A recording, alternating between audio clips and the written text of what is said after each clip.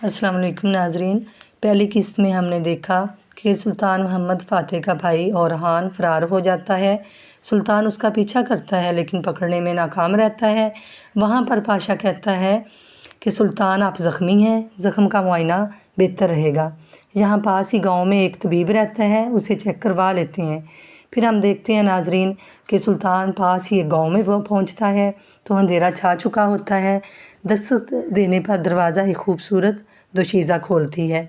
वो दोशीज़ा तातूस हकीम की बेटी होती है, लेकिन वो उसकी सगी बेटी नहीं होती, जिसका नाम एलने होता है। वो सुल्तान का ज़ख्म साफ़ करती है और मरहम पट्टी करती है।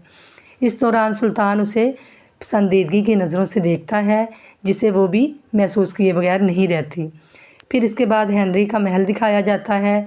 हेनरी कहता है कि कमसिन बादशाह यानी कि सुल्तान मोहम्मद फ़ातह का नाम लेता है, क्या वो सच्चाई से वाकिफ़ है या अभी नहीं? तो उसका पाशा कहता है कि सब यही समझते हैं कि हम तुर्कों को कभी हरा नहीं सकते, हत्ता कि अंग्रेज़ों और फ्रांसीसियों के भी यही ख्यालात हैं। फिर इसके बाद एलने जो है वो सुल्तान मोहम्मद फ़ातह की मरहम पट्टी करती है। जब सुल्तान जाने लगता है तो अपने पाशा को इशारा करता है। पाशा उसे अशरफियाँ देता है, लेकिन एलने ये कहते हुए अशरफियाँ की थैली जो है वो वापस कर देती है और इनकार कर देती है कि सुल्तान की खिदमत से बड़ा मेरे लिए कोई एजाज़ नहीं, इसे किसी ज़रूरतमंद को दे दें। जिस पर सुल्तान मोहम्मद फ़ातह उससे मुतासर होता है। फिर नाज़रीन हम देखते हैं कि सुल्तान मोहम्मद फ़ातह के वालिद सुल्तान मुराद कुछ लिख रहे होते हैं। सुल्तान फ़ातह का छोटा भाई जो उसकी दूसरी वालदा से है वो शोर करता है। मलका के मना करने पर सुल्तान कहता है कि बच्चे खेलने या मुस्कुराने के लिए होते हैं और बाप की ताकत होते हैं, इसलिए इसको मना ना करो। थोड़ी देर बाद फिर सीन बदलता है तो हम देखते हैं कि सुल्तान को ख़बर मिलती है कि सुल्तान मोहम्मद फ़ातह ने बगावत कुचल दी है, और जिस पर सुल्तान मुराद बहुत खुश होता है और वो कहता है कि फ़र्जंद दिल होते हैं वालिद का, और नेक फ़र्जंद परेशानियां बांट लेता है अपने वालिद की। फिर महल दिखाया जाता है सर्बिया का।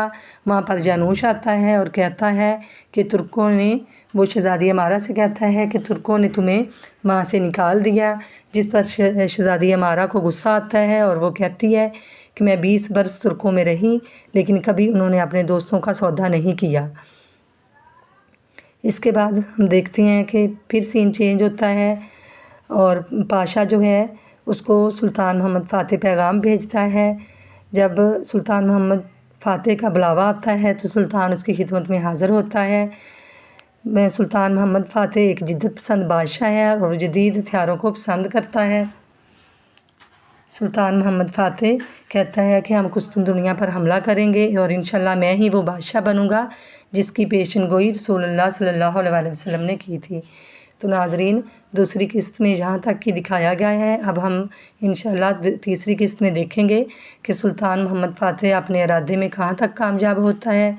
सुल्तान मोहम्मद फ़ातह कुस्तुनतुनिया पर हमला करने के लिए नए नए और जदीद हथियार बना रहा होता है और उसको वो कुस्तुनतुनिया के ख़िलाफ़ इस्तेमाल करेगा।